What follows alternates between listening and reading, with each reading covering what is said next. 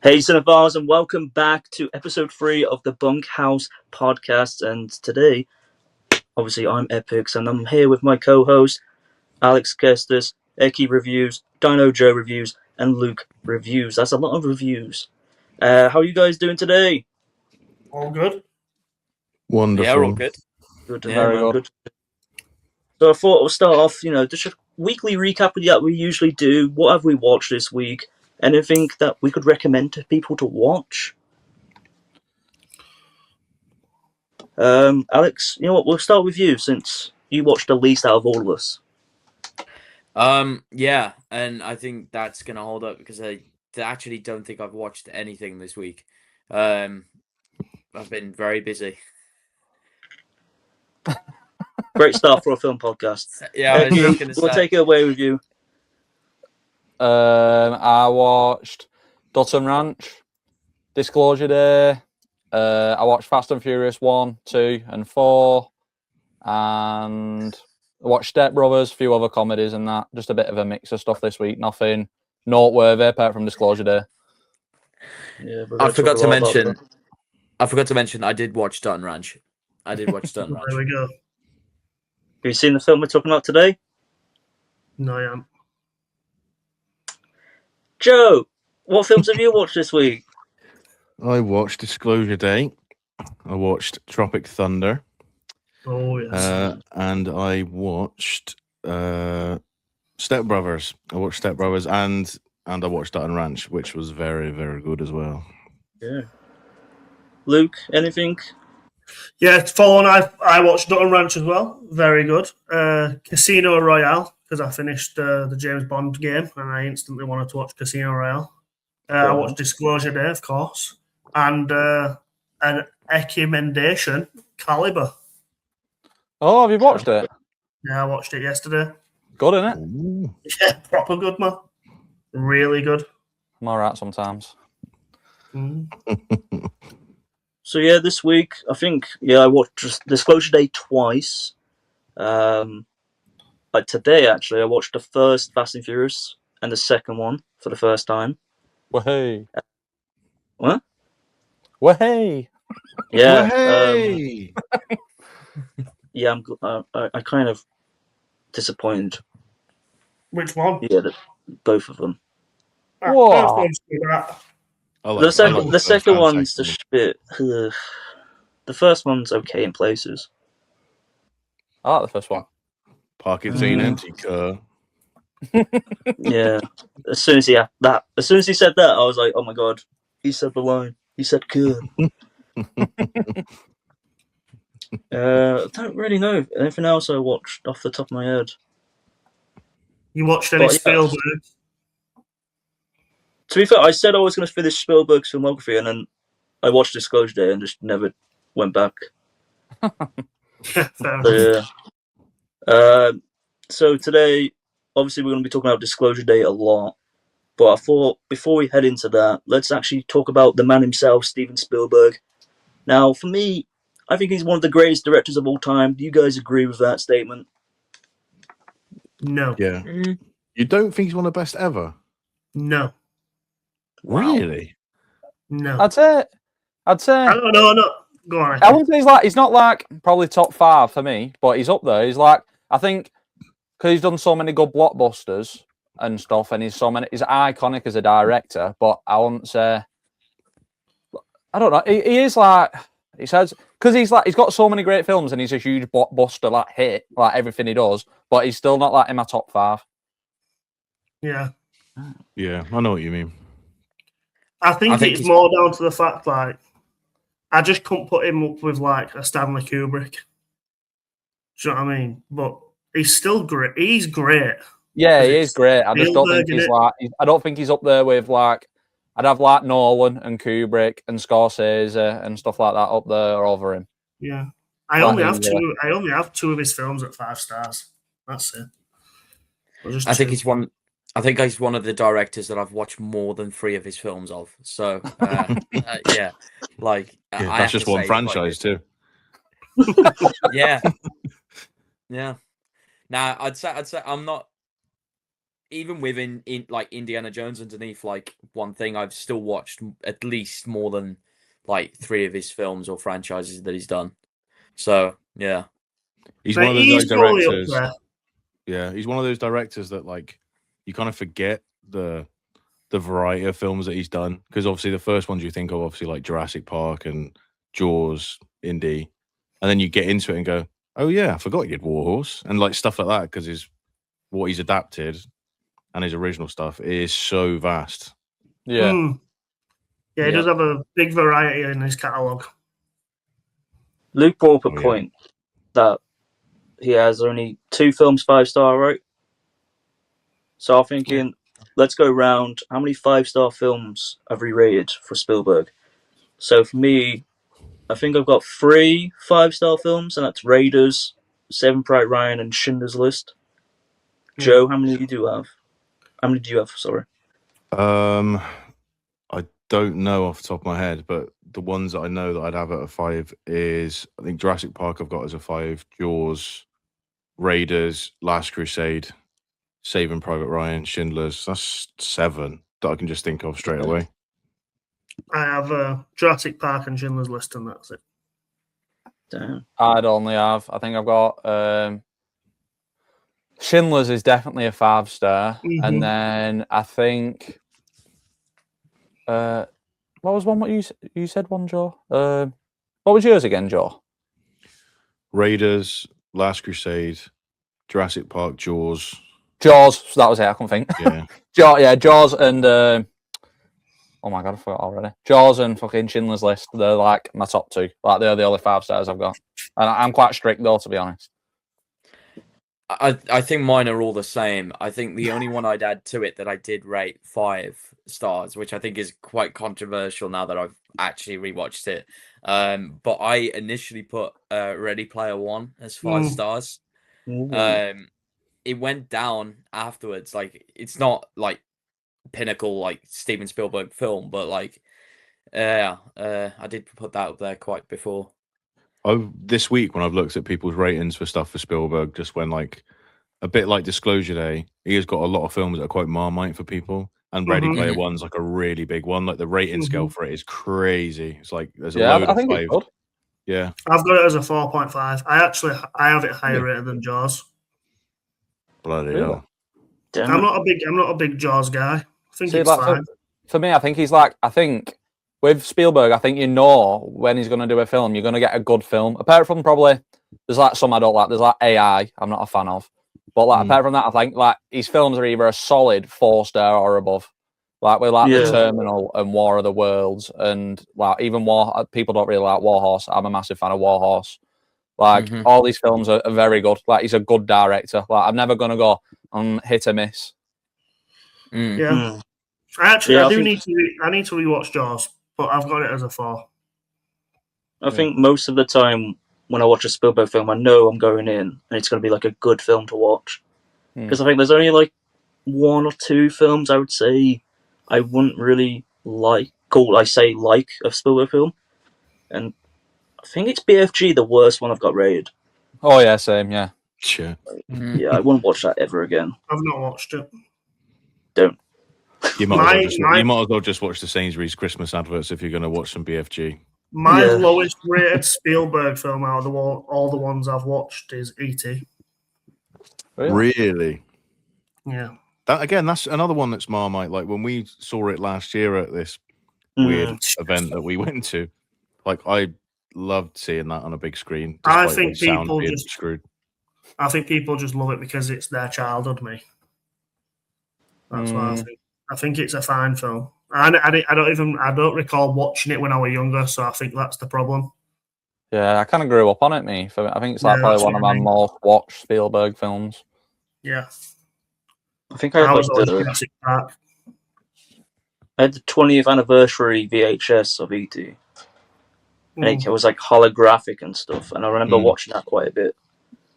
I'm trying to think, like, what you got E.T. rated as if it's your like lowest? 3. See, 3 stars ain't bad either, is it? It's like fine. It's just like a fine film. No, I don't know, I'd say in the last 2 years, I've become more lenient with my ratings. When I first started Letterboxd, I think I was like over-analysing and trying too hard, whereas now I just rate on the way I feel, really. I'm a bit the other way around me, where like I think when I first did Letterboxd, I logged everything I watched. I think I had about like 400 5-star films. And then No, I did too. And then now I'm at like I think 96 or something like that. And I've watched well more. The day I got Letterboxd, I'd like just thought, yeah, 4.5, all this. But then I redid it. But now, when it was like, I'd say like back end of 2022, I was like really over-analysing and I didn't factor the enjoyment of the film into it too much. Mm-hmm. It was everything else. But That's now I've switched more or less. Now it's like, if I like it, I just like it. That's like with Running Man, how you two said you didn't love Running Man. I had a fun time with it, so I'm just going to rate it higher. Yeah, that's pretty much how I've always sort of rated stuff. Like sometimes you overanalyze it, where you go, no, I'm comparing it to something else I've watched that I've rated, and I'm like, well, if I rated this rating, then this should be higher because I enjoyed this more, and then you start playing it around with it in your head. But that's sort of how I've always done it. It's my enjoyment factor. I try to not. If I've watched something for the first time, I don't like looking at other people's reviews or what they've rated it, because despite what people say, that definitely is a factor in your head. If you know that people have watched it and they're like, they've rated it high or something, it definitely is a factor in your head. I know for a fact people do that. Like we've done it where we've come into like screenings early and stuff, and people are like, that was like the best film ever and blah, blah, blah, and that was amazing. And I've gone like, oh, I didn't really like it. And they've gone, oh, why did you not like that? And then you got home and they've give it like half a star better than you've given it. And it's just like, you were saying it with like Dog's Bollocks when we came out at cinema. Yeah, all the other way around. Yeah. Yeah, I've noticed that too. So, besides Kestis, who hasn't seen it, I thought, before we get into the review of Disclosure Day, what was your initial thoughts on the film heading into it? So, like, everything before you've seen it, what was your thoughts? Like, were you excited for it? Were you thinking of the worst? Because I know there was like a mixed reaction with the trailers. I remember when the first trailer dropped, I was kind of skeptic. So I don't know about you guys.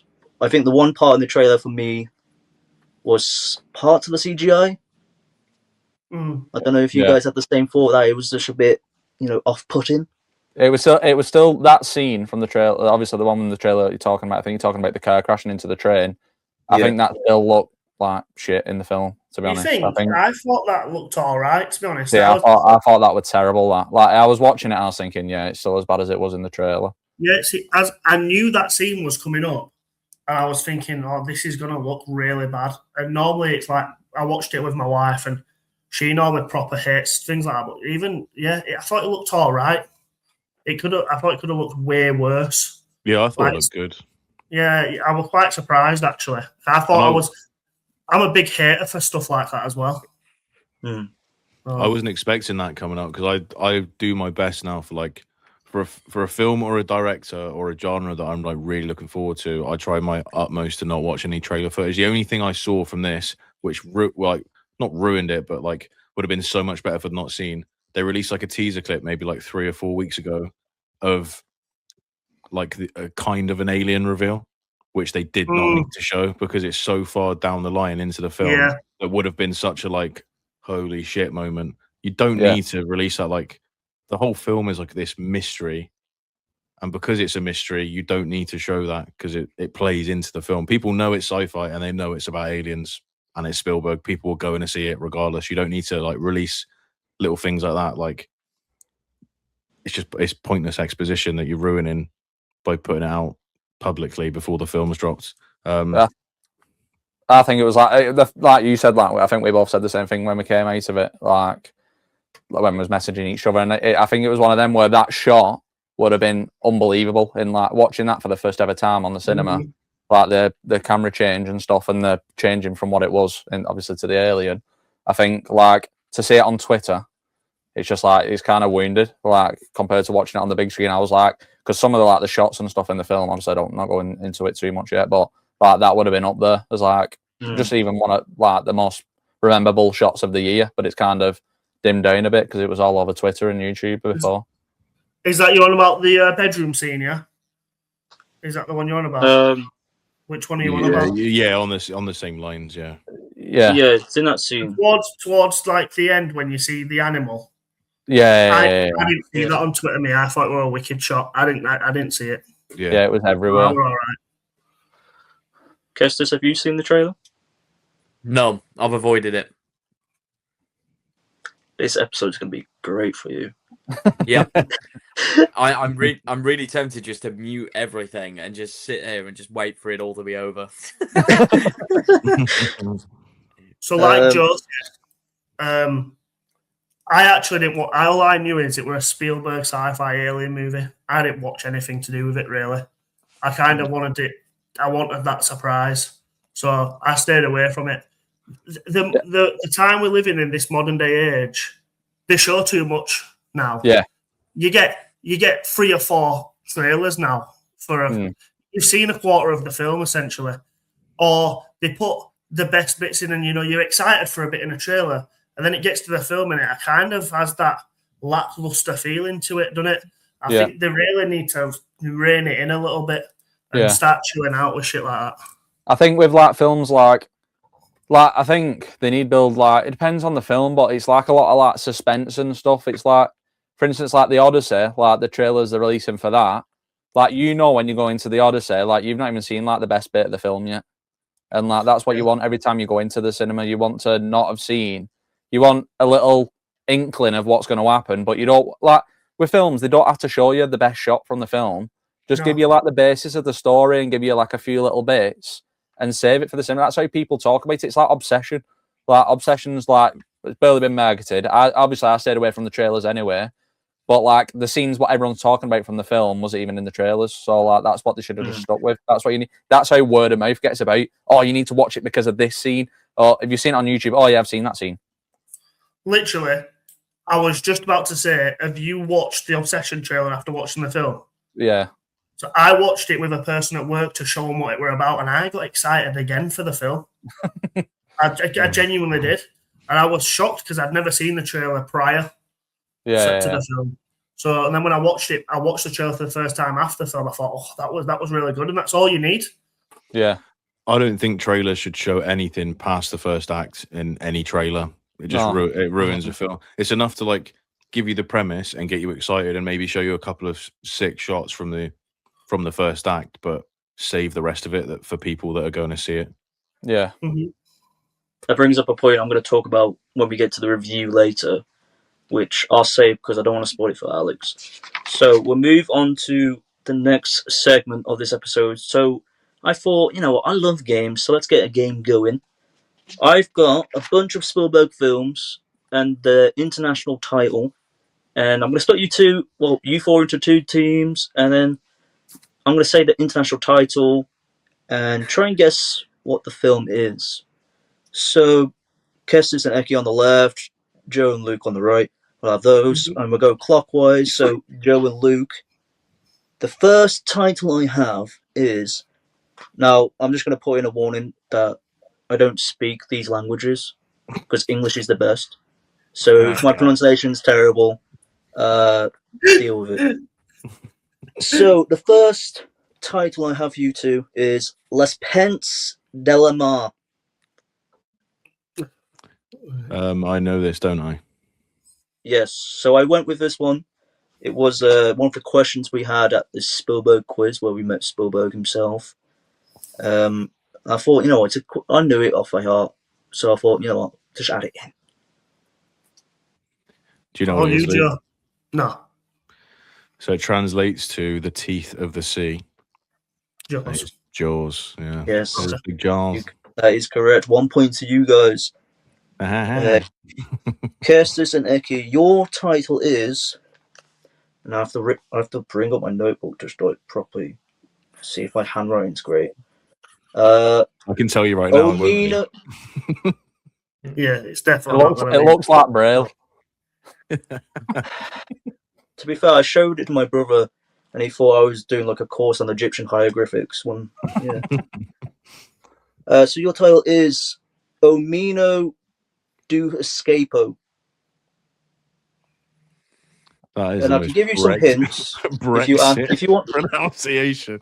If they get it wrong, does it come over? No. Why not? No, all right. We'll do it like that. We'll do it like you can guess if they get it wrong. Yeah. Escapo. I'd probably. I don't know. I'd say catch me. Maybe catch me if you can. Kisses. What do you think? I think agree this- with that. I can't think of anything else that it would be. If you want a hint, let me know because I know some of these are gonna be hard. Wait. Say it again. Say it again. I don't think they want me to say it. You've answered it, mate. Omino Doscapo. I'll just go catch me if you can. Yeah, I'm locking that in. Okay, you are incorrect. That would have been. Oh, Go I'd with Luke. have thought Raiders have lost out.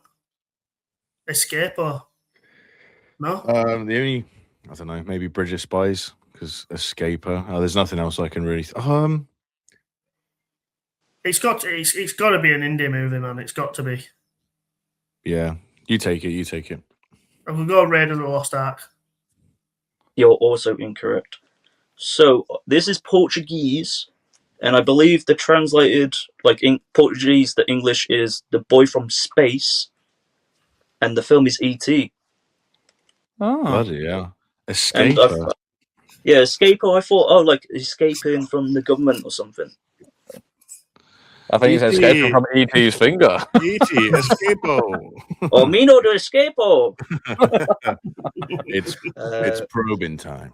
Oh, Right, okay. God. all right, And maybe Luke it's and not Joe, as straightforward as I thought. your next title is Capitan Crochet. Crochet. I might be pronouncing what that wrong. language? Can I have Croquet. the language, please? Croquet, crochet. You want the What you language? saying? It's French. Hook? You're gonna lock that in. Yeah, maybe. The only other one I was thinking of was Tintin. I'd You say say Hook. Capitan? Tintin's got a long Yes. title on it. Oh yeah, it's Hook then, I'd assume.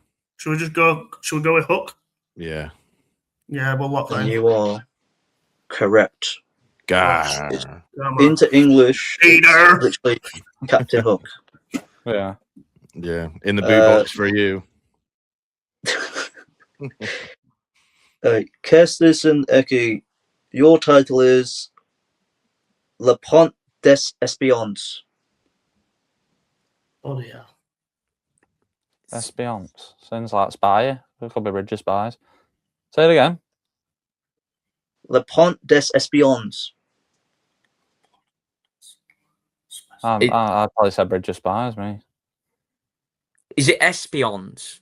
Did you say? Yes. That'd be Yeah, a spy, I'd go- wouldn't it? Yeah, because espionage. So yeah, I'd Yeah, say I'd say Bridge Bridge of of Spies. Spies. And you are correct. Whee! Oh, that was point. good, that. Bonjour. Bonjour. Well then. Okay. Luke and Eccy, Luke and Joe, Oh yeah. your title is... Jesus, how am I going to pronounce this? Offensively, I presume. Probably. Jogador Numero What? What's the last one? Ready Player One. It's one, isn't it? That's the only thing I can think of. Yeah. Great shout. You are Great shout. correct. Great shout. Translated, Player Oui. Ready One. We. Okay. Kestis and Eccy, your next one. Arrête-moi si tu peux. Who? Arrête-moi si tu peux, or maybe pow. Pow. Pow pow. That might be catch me, man. Pow pow. You reckon? Say it again. Arrête-moi, Arrête-moi si tu peux. I'd say catch me if you can. Yeah, go for that then. I have no idea what it would be. And you are correct. 2 No way, points. you got that's crazy. Well done, You Eccy. guys are on 2 points. Luke and Joe, you're on 4 points now. You're the host, mate. I think they're on 3, aren't they? They're on 3. Well, look at it in editing. Fluent in beanie. Okay, Luke and Joe, your next one. Parquet Jurassico. Oh, Yeah, fuck Jurassic off. Park. Are you serious? Schindler's serious? List. Saving Private Ryan, that one, isn't it? Is that what you're Is looking what at? that answer in? Nah, I said Jurassic Park first anyway. The Yeah. color purple. I thought I'd just add that one in because it's just, very easy to guess. So, Joe and Luke, you've won on points, but I thought, you know what, I'll say the last one for Kestis and Eccy. We'll make it 2 points to see if they could actually tie up and win. Well, tie up to you guys. Kind of bullshit's that. Listen, I have to be fair, I have to be I know fair. the first one you got, we'd already knew from the pub quiz. That's true. Well, fair enough. Listen, yeah. I want that. I was secretly hoping that Joe and Eccy would be one side, so I didn't have to do that one with them two. Okay, the last title I got for you guys: El Predatore del Aca Patutu. That must. Bloody hell. And you gave them Jurassic Park. No, on. but think about it though. El Predatore could be another Jurassic Park movie. No, it's not. It'd just be the Lost World. It won't be Predator. It'd be Yeah, Jurassic Park. Is Jurassic Park called Jurassic Park: The Lost World, or does The Lost World come first? I think it's just called the Lost World. I don't think it's called Jurassic Park, is it? I think it was called The Lost World Jurassic Park, innit? If you want a hint, Either way, it'd have been the same ending. I can give you a hint. Go on. I reckon I know what it is. Kestis has watched this. So it's one of the Indiana Jones. Say it again. El Predatore del Arca Perduta. Oh, Raiders of the Lost Ark then. Oh no, because have we already done that one? No. Oh, is it Temple of Doom? No. Which one? It you can't gonna be. Say it again, I Epicz. mean, one of the words is the same. El Predatore del Arca Perduta. Yeah. So Raiders of the Lost Ark then. Yeah, go for it. And that is correct. Congratulations, I guys. said when he said Ark. Yeah. Shit game. You got no fans. Probably should have chat GPT'd how to actually say the word, mate. Just Listen, wrote it down. part of the fun is not knowing how to pronounce stuff, Yeah, you do that with English anyway. Birmingham is English. What do you mean, Okay, we're going to move on to our review of Disclosure Day. Alex, if you want to go away, we'll probably be, I don't know how long. One of you, we'll message you when we're back. Okay, so we're going to discuss Disclosure Day now.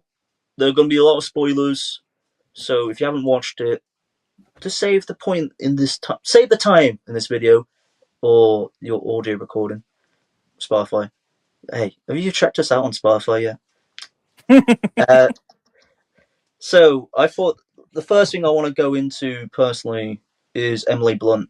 I think best performance of her career. I remember the second time I watched it, the scene where she has like a panic attack on the train. I thought, oh my god, that is like really top notch stuff. That is, and honestly, I think I was swelling up quite a bit because it's like so relatable, even though most of the stuff that happened before is out of this world, surreal elements. And then there's this moment of sincerity and humanity that she brings to the scene. And I was just thought, Jesus. I'm not surprised if she gets nominated at the Oscars next year. But I just want to know, what do you guys think about her performance in this film? Joe's on my right. We'll start with Joe and go clockwise. I've not really spoke about it much previously, but Emily Blunt really generally can jar me off quite a bit. I don't know what it is. It's like the sort of mix between a British and American accent, obviously where she lives in the States and a family are American. it kind of throws me out quite a lot, and I don't know what it is. There's a few like accents like that really jar me, and I've never really seen her anything that like where I've watched something with her in and I've loved her performance as the best part of the film. But in this, especially considering like who she's acting with, I'm a massive Josh O'Connor fan. I think he's brilliant, and usually like standout of stuff he is. Like Knives Out, he was the best part of that film. But she is by far the best part of Disclosure Day, and that's like with alongside like Colin Firth, I'm a big fan of. Coleman Domingo is usually for me like standout. But as you said, the scene where she has a panic attack, that is so humanizing, and the way that anybody can relate to it, and it made me feel panicky. There was a lot of stuff in this film where I was like sat on the edge or kept doing that, like I'm locked in, and that made me feel panicky as well. And as you say, like even though what she's going through is not relatable at all, in that moment you can really relate to it. Yeah, she's so good, so good. Yeah, I think you pretty much hit the nail on the head. I think another scene was really good. Is, do you know when she sees the house from her childhood? I thought that was another fantastic scene in the film. You could really feel the emotion that what she was giving, I thought, throughout the project. But I'm a fan of Emily Blunt. She's probably one of my favourite actresses. She actually brings me to the cinema, to be honest, which might be a bit of a surprise to some people. But if an Emily Blunt film comes out, I'll probably go watch it. But I like her. And Coleman Domingo, I'd kiss his face, mate. I just love the guy, man. He's a beautiful man. He's just brilliant in it. You know what I mean? Have you seen him on Twitter? Guy's ace. I think he could cure world peace. Him, genuinely, he's fantastic. Colin Firth was brilliant as well. Actually, I really liked his performance. Actually, I think it was quite surprising. The kind of villainous role was good. Josh O'Connor, I think everyone was great. The whole across the board acting was fantastic. Wicked film. Yeah, I think I was going to say, just to put in, sorry. I think Coleman Domingo is like my favourite actor of this past decade. Oh, he's just great. He was just brilliant in the film. Sorry, Eccy, carry on. Yeah, I'm kind of the same as Joe with like Emily Blunt. Like I feel like even though she's done some good films like A Quiet Place, Edge of Tomorrow, and like even like Devil Wears Prada, I think she's like a good in that. Like Earth playing like a bit of a bitch in it against like Anne Hathaway in it. But again, it's one of them where, like you said, Link, like she brings you cinema. Like with me, it's like it's not that there's never been a point where I'm like I won't watch that because of her. Like she is something where I go, Emily Blunt's in that, but I don't think she's ever done anything apart from probably maybe A Quiet Place, like the ending scene where she's giving birth in the bath. I don't think there's nothing where I go if someone said that name, like one of her iconic scenes or performances or anything. There's nothing really until probably this film where I think she was a standout, and in a film such as a Steven Spielberg film with such a big cast to stand out, I think is really, really well. And then Coleman Domingo, absolutely ace, like you said, like Sing Sing, like I think that's kind of like a redefining like career performance. I think it's made him like really popped him out. Like I think everyone kind of looks at him now, especially when it comes to a film, and he's really good in it. And like Colin Firth, I don't think anything amazing. Thought he was all right. Josh O'Connor, I absolutely love. He's one of them where I do look out for his performances, even like stuff like History of Sound, where he's against Paul Mescal. Even though that film's not that good, he's amazing in it. Like a very sad film, but I think he's really good. And then I can't remember the name, but the girl who's with Josh O'Connor. Bono's kid. I'm not sure if she was right for the film. I don't think she was like amazing. I think it was because everyone else is so good. I think she was very lackluster, where I feel like she could have done with being a little bit better. I don't know if someone else should have been cast in that role, but I do think she's like the weakest part of that film. But obviously, like I said, you're against A-list actors who are like dominating the scene when it comes to films. But I think overall performance is really good. Like you said, Emily Blunt, I won't be surprised if she does get nominated for an Oscar this year, and it'd be well deserved if she does. Yeah, I love her. I think she's brilliant. I think now this is gonna transcend her a little bit now. I think into more of a household name, but it begs the question: does it all come to a director? because obviously Yeah. he's been in many films, and then this could go back to, is Spielberg one of the greatest directors of all time? Because if you've got Emily Blunt, and like you said, actually a brilliant point of, you can't really throw a hole on an iconic scene she's done before. She does a film with Spielberg, and then you get that. But even when you think, I don't know, Jungle Cruise, mind. I was just thinking though, like I know you say about Spielberg saying like obviously down to his directing, but if you think about like say his films, like he's got some great films, and I don't think there's many of his films where there's massive performances what you really remember, apart from probably maybe Schindler's List. I think like which have three iconic performances in it. Even like stuff like Saving Private Ryan and stuff. There's not. That's an incredible film, but I don't think there's anyone who's a standout in that film. And like, same with, like his biggest, like E.T.'s an incredible film, but no one really stands out in E.T. It's just a good film. Yeah, you're probably right. You're not saying Harrison Ford is delivering one of the best performances ever in Raiders, are you? I do think Sean Connery is brilliant in Last Crusade, though. Like, if you think of like, if you were to say, "Oh, think of a Sean Connery performance," for me, it'd be like James Bond, or the first thing I think of is Last Crusade. Yeah, I think Last Crusade is better than Raiders. So yeah, same. I think Raiders for me is better than Last Crusade, but I think the performances Harrison Ford and Sean Connery give in that film is like way better than what he does in Raiders. Mm-hmm. Yeah. So I want to bring up the point we talked about Spielberg's direction. We talked about like in the trailers like really good shots, and I thought there's a lot more in the film as well. Like there was a long take with Emily Blunt as soon as she goes into the newsroom, speaks Korean, and then she does the whole reporting. I thought, Jesus, that's like Oscar, and not Oscar bait, but like it's one of those scenes that put forward to the Oscars. And then he was doing that like quite often throughout the film, which I'm a big fan of long takes. The whole scene with Josh O'Connor sneakily getting in the car, driving it into the house. That whole scene was just phenomenal. Yeah, I think I was on the phone. I can't remember if it was Joe or Luke. I was on the phone. I think it might have been you, Joe. Yeah, it was. I was on the phone and I literally spoke about that shot. And I said when he runs down the line of the field, and then the way that they positioned it so the car had both of the car doors open. So then Josh O'Connor got into the driver's seat, and then Steven Spielberg obviously brought the camera around and went through the passenger door. And I was like, that was genius for do a long take and integrate it so well into the car. I was like, that was like, for me, I'm not someone who really notices a lot of like filmmaking techniques where that I was like, wow. Like, I think it is probably one of his, when it comes to like his filmmaking skills, I think he really showed it off in this film. I think there's multiple scenes where he did stuff like that. Yeah, again, with the cars as well. I don't know if it's the same one. I'm thinking, you want about when he's getting in the car? Yeah. Like speaker lane, he drives it before he drives it into the house. The camera and then there's like an invisible cut where they switch cameras so the camera can actually get into the car itself. Yeah. But like it's so seamlessly done, like no one like if I was watching it, I could easily see the invisible cuts, but that's because like we watch film on a daily basis. Yeah. But it's like the general public, they ain't gonna notice that invisible cut at like the back of the car. Mm-hmm. No. And I think it was so seamlessly done. I just thought, you know, it's still credible as like incredible filmmaking.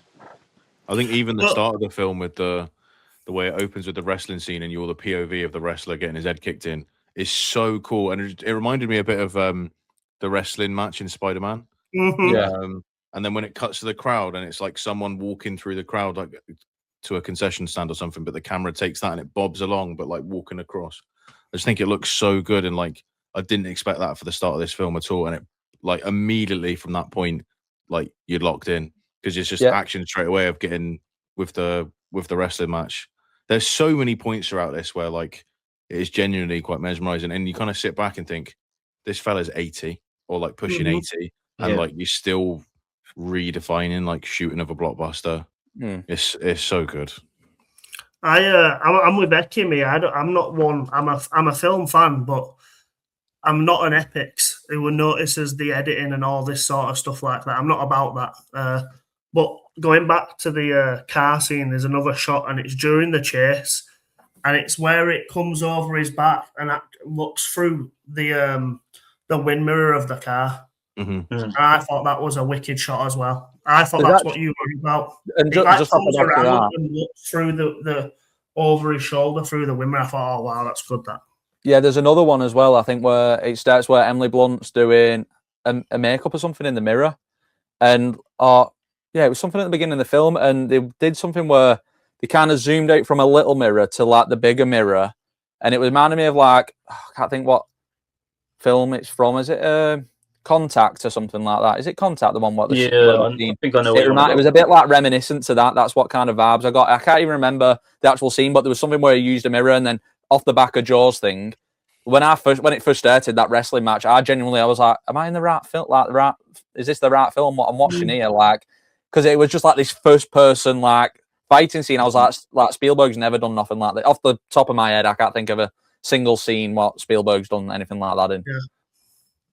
There's like in the chase sequence when he's picked Jane up as well. There's this one shot where she's holding a knife. Mm-hmm. And Yeah. someone's pointed it out to me on Twitter, but I didn't really check to see it the second time round. But as you know, like she's dove on, or like she's possessed by Colin Firth. In the knife reflection, you see her actual eyes, like her own self. And I thought just to add that, like it's like what 3 seconds, just to edit that in through CGI or like shoot it twice, just for that. I think that's just like great attention to detail of a great director. Yeah, he's fantastic. Yeah, fantastic. I've seen clips of different points, like in the house and stuff like that, like behind the scenes cuts of like Spielberg giving direction, and to see like how animated and excited he is, and like and passionate at that age still. And obviously, we saw how passionate he was, even doing like a press run, like 2 weeks into a press run, and he's showing up at 7, 8 o'clock at night to a pub to promote the film when like you're 80 years old. Like you can see it bleeds into the film how much he cares about filmmaking and all those sort of techniques. What you were saying before about like how we've started or how we might notice invisible cuts, etc., and stuff, and like longer takes. Since like 1917, it feels like a lot more people notice filming techniques like that, like longer shots or one takes and things, because of like how iconic that massive one shot is in 1917, and like obviously like Adolescence is all one shot and stuff like that, and that's been like heavily praised in the last 18 months or so. Boiling Point, yeah. So it was cool to see like Spielberg using longer shots in like a blockbuster rather than like especially in like sci-fi. Yeah. So like instead of like a smaller drama where like having these long takes to sit with the characters really works well, but like having like an action blockbuster, to like show off. Yeah, it's great. I think the next point I got, frequent collaborator with Spielberg, John Williams. What do you think of the score? So for me, yeah, go on. Sorry, you go first. I know he said something about like it's more of a subtle score, but when it comes to like certain moments, it's so powerful. I wouldn't say it's my favorite Williams score, but it's just he's such a master every time he like puts his fingers to the music book or one of the instruments, and I think he elevates like a lot of parts of this film to be like if any other composer was like part of this film, I feel like the film might have like deviated a bit more downwards, but with like he's just one of the best, and what he brings to the film, he just goes upwards instead. Well, that's why people like John Williams will get hired anyway, because it's just textbook. Yeah, I think what John Williams does so well, and I feel like in this film it felt very much like, I think with this score he went very like Close Encounters, E.T. style. But I think with John Williams, like I think with Steven Spielberg, he does a great job of making his movies feel magical. And like this film, like I said to like Joe as soon as I come out of it, like I said, I felt like a kid watching Disclosure Day. I felt like I'd watched E.T. or something for the first time. It felt like real magic. And watching the film as well, and like for us who went like when he went to the pub quiz, for hearing him talk about his film so passionately, I felt like I could feel it in the film, like talking about his passion for film. Like I really felt like an overwhelming feeling like I was watching something magical, like, and the score just elevated it as well. And I think that's what the score does really well. Like I don't think it's not a score what I'd put on my phone or listen to or anything, but in the film, I think it really elevates it to a different level of it all feeling very real and magical. Yeah, it really drives the film. You know that meme of the bloke that sat on his sofa or he's playing a game and then he leans in. You know, Yeah, that it's like that. It's like where at different points it like proper like catches your attention and has you on the edge of your seat, or like you know when to lock in. It's very ET reminiscent, but I absolutely loved it. But yeah, you're spot on, Eccy. It's one of those that like I probably won't listen. It's not like a Gladiator or an Interstellar where I'll listen to the pieces of music, except for maybe one. But the way it drives the film and like just keeps it like magical, effectively, it is brilliant. And the fact he's 94 and still producing something like that is it is crazy. That is crazy. I hate to think about it, but like it probably is gonna be his last film. Like the last film he did was Fabelmans. That was 3 years ago. So it's just like you might have thought that was his last film then, though. Yeah, maybe he's got one more in him. Maybe. Speaking of that meme, I actually put that in my TikTok review, the picture. Did you actually?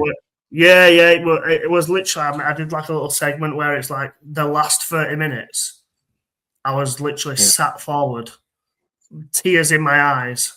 Yeah. Just fully locked in. Like, I don't know how to describe it. Like, I don't know why it made me feel like that. It's an experience, isn't it? I think that's what you felt like. It was Disclosure Day. I felt like that. Them last 20 minutes, 25 minutes was something else. Really was. Even just saying that, then I got like a bit of a lump in my throat. Like, it made me feel so just emotional. Like, it really put it across in the script, in the film. What I really liked about like the whole news segment bit.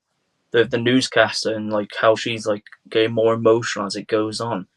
Usually when you see like newscasters in films, they're kind of just bland, doing like their job in the film. But I think how she deviates, it's like I don't even know. I forgot what the actress's name. I forgot to write it down, but like she does such a good job. Like made me believe that this actually was happening in front of us. Yeah. And like those scenes, like the shots where everyone's just like stood still. Like the world's just frozen. That's what it felt like watching it in the cinema. Like the whole crowd watching, just witnessing all this information of aliens true and leaked into the world. Yeah. And I think that newscaster did such a brilliant small role to really sell that. Yeah. It's very humane. Yeah, I think it's one of them where like, we're talking about performances and stuff like that, and we've not even spoken on her performance, and it's probably a performance people should speak about because it's probably one of the most selling performances of the film, really, because it makes you believe what's happening. Sells that final act. Do you know, I don't know if you remember this, Luke, you two won't. But I was only like 5, but I vividly remember being in school and when 9/11 happened. And I remember like, it was very much like that, where like a journalist or a newsreader, that sort of like humanity kind of like leaked through. Well, obviously, usually it's very professional and they've just got to be unbiased. But like literally the entire world stood still and watched what was going on, and it was very much like that. The way that the sort of like the curtain slips throughout her performance, and by the end of it, she's just like, "Oh, I don't know what to say to you, but this is like your life's never gonna be." I can't remember the line, but she basically says like, "Oh, life's never gonna be the same," or something. It literally like sending shivers, and I think I've seen a few people say it, and we've said it as well. It feels like it could be real. Like, even though obviously it's showing the most generic version of an alien ever. Like what everyone would it looks like a space raider, but like it feels like that could happen. It doesn't like, especially after like something like COVID or something that you'd think that'll never happen. It doesn't feel unrealistic at all, and that's just the brilliance of Spielberg taking something that is like unrealistic and make it literally your whole mind is pondering during that third act, just like, oh my god, yeah, this could happen, and it's crazy. Do you think if the scenario of the film was to happen tomorrow, would you feel like, obviously your reaction would be similar to that, but do you feel like you've had that reaction taken away from you a little bit by how good it was?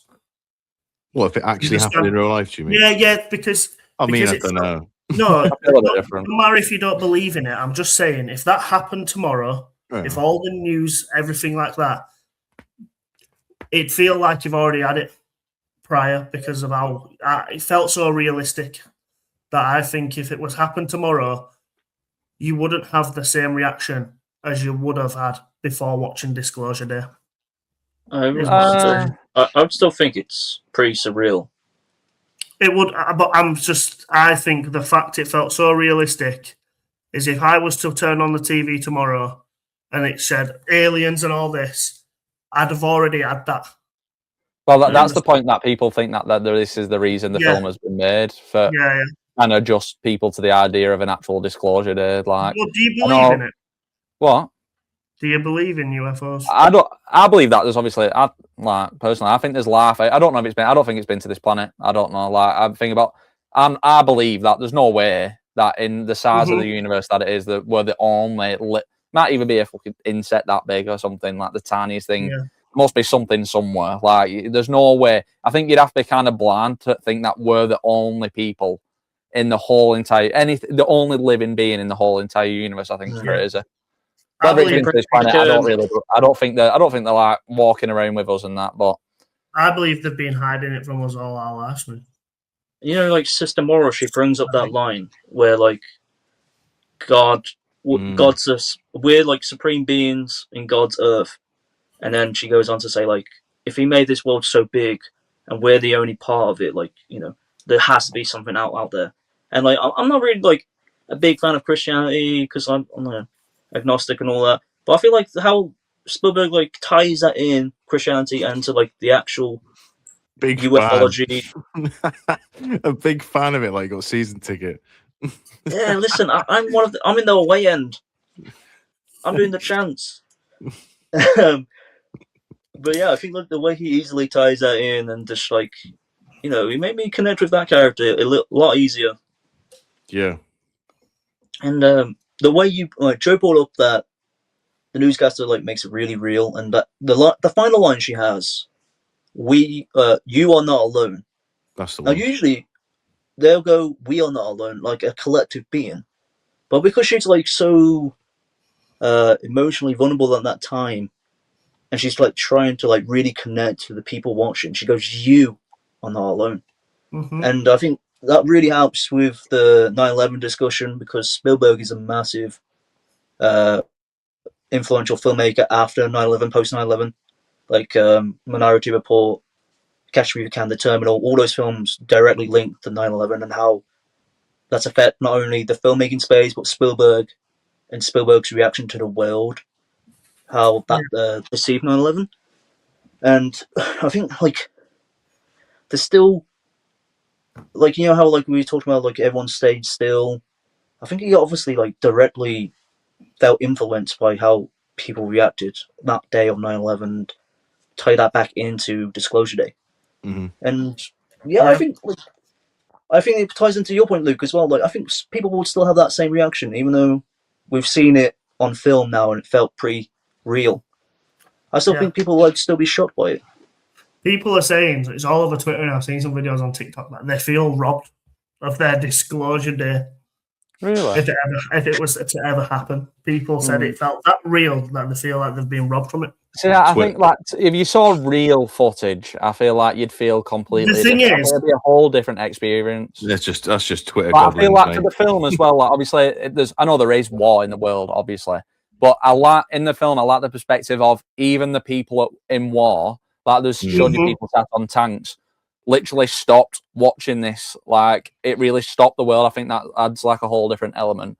And like, why I'm speaking for a minute, like, just before, I don't want to interrupt anyone again.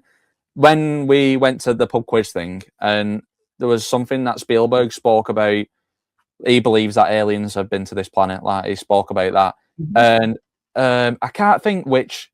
It's an iconic thing where people think there was a crash landing. Roswell. What did he say? Roswell. I thought I think that ending of the film was quite emotional, and there's a bit where he showed Roswell and showed the footage from there, and I love that he added his perspective of that he believes that happened at Roswell and implemented it into the film, showing aliens there. I think it kind of, having that experience at the pub quiz, seeing Spielberg, added to the element of watching the film as well, made it feel more humane and stuff. And I think that's what made me cry. Like, the last It was a really emotional ending. It was really, really good. I think that's why I love the film so much, because I've spent quite a bit of my life looking at like videos, seeing if they're real. You know, like ones that you'll see on maybe Twitter or YouTube, things like that. And I've always sat there and thought, I've never not gone away from it because I can't tell if it's fake or not. And some clips you see feel too real. Do you know what I mean? I feel like with AI I'm a believer. I'm a believer, me. With AI now making videos less and less easier to tell if it's fake or not. I feel like it's such a good way to see Spielberg's reaction and Yeah, like how he's I like how they implemented the film at that in where like obviously the news people who was showing the Texas like news reporting or whatever, and it is Texas, isn't it? Where they are? Is that where it was? They're in Kansas. Oh, Kansas. Yeah, sorry. It showed you Kansas, and there was like, "Is this real?" And I looked said they did like analysis to check if it was AI, and it was like no AI detected and stuff like that. I thought that was a good because like in a world full of AI now, you don't know really what to believe and not to believe. Like what you said. I see some people like they bring up the point like, why didn't you just post it on social media straight away? I think like, you know, AI now and like how easy it is to take things down on social media. That's exactly why the whole point of the film is they do it through a news broadcasting channel. Yeah, live as AI well. will just mix it together, and obviously with the power that the Wardex Corporation has with the government, I don't know what level they are, they can easily take it down. Yeah. Going back into your point, Epic. Oh, go on. No, yes, carry on. Yeah, going back into your point is when you were mentioning about the news anchor woman saying about like that line you said, I can't remember what it was now, but I said in my review that towards the end, we are the audience as well as the people who they're broadcasting to. Like, and that's why the listen line was, I thought that was quite powerful. We become, they basically pull us in. I feel like it's almost like a fourth wall break. Yeah. To be honest. Oh yeah. The way it felt like. And I think the last thing I want to talk about, the alien reveal at the very end. Do you guys think it needed to happen? Were you one of the people in the audience who thought, that's not E.T.? I genuinely can't believe people thought that. I can't believe that is literally such a standout that people who are obsessed with Marvel, DC, depend their lives on cameos. But watch that film where we've already seen the alien countless times and watch that scene and go, is E.T. going to pop out here? Like, what's going on in your head for think that E.T. is going to make a cameo? Like, seriously. In that if Spielberg would have done that, it would have genuinely been a point in the film where I would have thought, that's it, Spielberg's done. It's just Yoda. Yeah. Emily Blunt. It's actually crazy that people think, oh yeah, E.T.'s just going to show up. And Elliot's there as well, pushing chair. Why not? Fucking floating on his bike in the basket. Yeah. I generally saw a tweet, which was like a theory, like, what if Colin Firth is older Elliot? And I was like, so bro's just British now. Where does he turn British? And then like they show E.T. or they show the alien, and like the alien speaks the language. What E.T. just starts using the clicking sound now. He don't speak English. Bro's been like stuck on Earth for like 30 years, scranning trapped Skittles in like some crate. Him and Elliot are still connected, and he just comes in with a massive beer belly, bladdered. Where's my alien? When he revealed it, the first thing I thought was, "Fucking hell, Paul looks rough." I don't think it needed it, but I still liked it.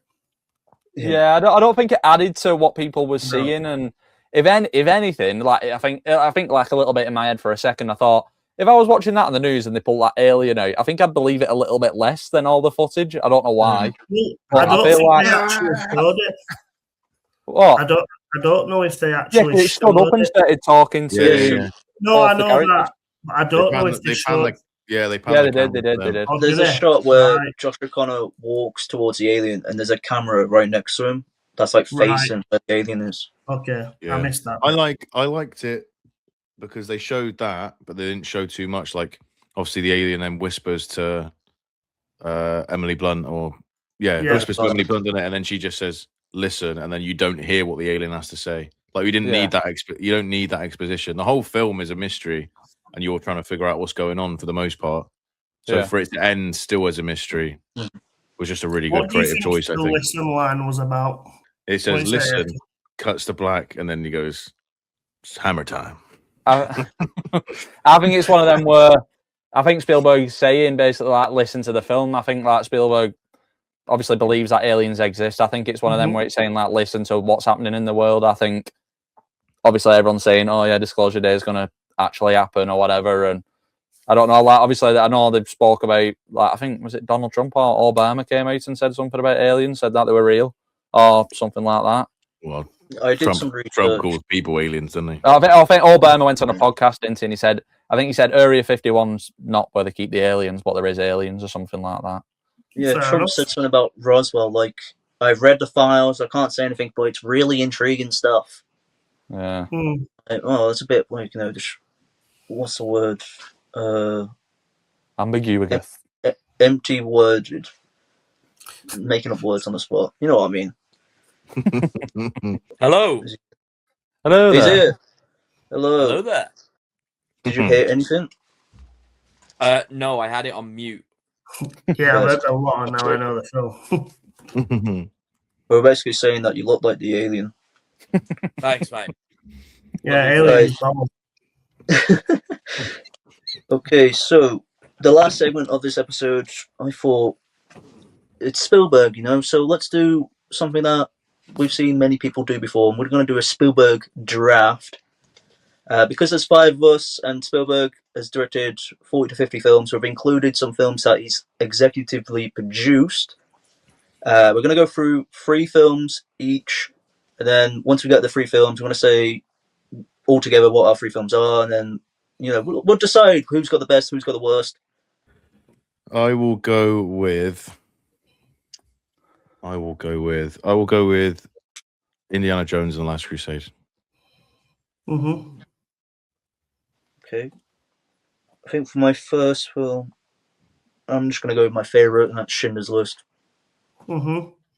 Jurassic Park. Only because I'd be gutted if I didn't take it. Back to the Future. Great show. Mine, Raiders of the Lost Ark. Go again.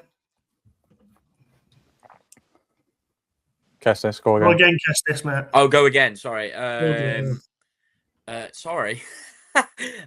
Let's go with. Didn't he executive produce the Goonies? Yes. Yeah, I'll go with the Goonies then. I'll go with Jaws. I'm gonna go Saving Private Ryan. Damn, that was my next one. I'm gonna go with E.T. Okay. I will go with Disclosure Day. Good one. And your final pick? And my final pick, I will go with Hook. Okay. And my final pick, I'm stuck between 2, but I'm gonna go with Catch Me If You Can. Oh, my final pick. I'm gonna go Transformers: Dark Side of the Moon. Fuck you. Actually, come on, boy. I'm gonna go the Terminal. Me. Good show. Has anyone had Ready Player One yet? No. Yeah. I'll take that then. Should we go through each 3? Yeah. So Joe, you started. You can go through your first 3. So mine is Indiana Jones and Last Crusade, Disclosure Day, and Hook. Solid. Mine is Schindler's List, Catch If You Can, and E.T. Good for you, that. I've got Jurassic Park, Saving Private Ryan, and Dark Side of the Moon. I've got Back to the Future, Jaws, and the Terminal. Yeah, and then I went Raiders, Ready Player One, and then the Goonies. They're all good, aren't they? Yeah. That just shows how good he is as a director, to be fair. Yeah. So let us know which you think's your favourite person who's got their draft of 3 films. You know what? I haven't seen the Goonies. You've Yeah. not seen the Goonies? What? Nah. You're literally in it. Yeah. How much I got paid to be in 3 movies there? Yeah, fucking sloth. I love your chunk. Yeah, the dinner lady woman. Rocky Road. I'm surprised no one said Fablemans, actually. I know, I was Yeah. close to doing it. I was stuck Yeah. between that and the terminal. Like, I was thinking Fablemans of is stuff good, that, you know. like, yeah, sort of more. I'd say more iconic, but yeah, Disclosure Day is still on my mind, and where it's like so like highly rated, and the other Fresh ones as have gone well. already. Yeah, some other films no one picked. Tintin, Yep. Yeah, man. West Side Story, and Minority Report. Those 3 I got written down. Yeah. I had a few wrote there, like Warhorse still on there, Shrek, Men in Black, Lovely Shrek, man. Bones, Monsters House. Shrek. Okay. War of the Worlds. Yeah. War of Twisters. the Worlds would have been on there. Which that surprised me a little bit, was Twisters. The executive producer. It's on Yeah. both of them, Twister and Twisters. Oh damn! I didn't So know. when I was researching Spielberg, I didn't know he was the co-founder of DreamWorks. Yeah. Yeah, That's mental, that. Fair play. What a guy. yeah. So like, I don't know if he like gets a credit on like every film they do. Well, I remember Shrek popping up, but like I don't remember if like Shrek 2 was on that list or not. No, it I wasn't. just, no, it won't. Because that would have That's been on not the good. list. First one. Yeah, because that's it not would've on been there. epic. Yeah, How to Train Your Dragon's also not on here as well. So that's another Imagine DreamWorks thing. Spielberg directed that. Alright, so that is our episode on Disclosure Day and Spielberg, the man himself. Episode 3 of the Bunkhouse podcast. Do let us know, what do you think of our opinions on the film? Do you agree with our positives? Do you agree with the negatives? And next week, we've got a pretty special film. I think one of the special films that Joe holds close to his heart, and it's getting the 5th sequel, or the 4th sequel, how do you want to look at it? Toy Story 5. Woo! Oh yeah. I'm excited for it. Yep. So, do let us know your thoughts on Disclosure Day. Make sure to subscribe and follow on Spotify, because we are posting every week, and we're going to post a lot more content coming out. So please make sure and double check that you're both subscribed and followed. Anyone else want to say something before we exit? Gonna need a bigger boat.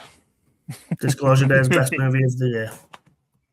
Ooh, good shout. Yeah. I'd rather Can't wait to watch sink- it. Watch more films, Baldy. Yeah, I will. Don't worry. The return of Woody next week. I'm gonna come next week dressed up as Woody. Watch. Oh, is that a promise? Yeah. Okay. Won't take much effort. You're my favorite deputy. Deputy. Alright, Nice. goodbye everyone. See you next week. Goodbye all. Bye-bye. Bye, Jackie.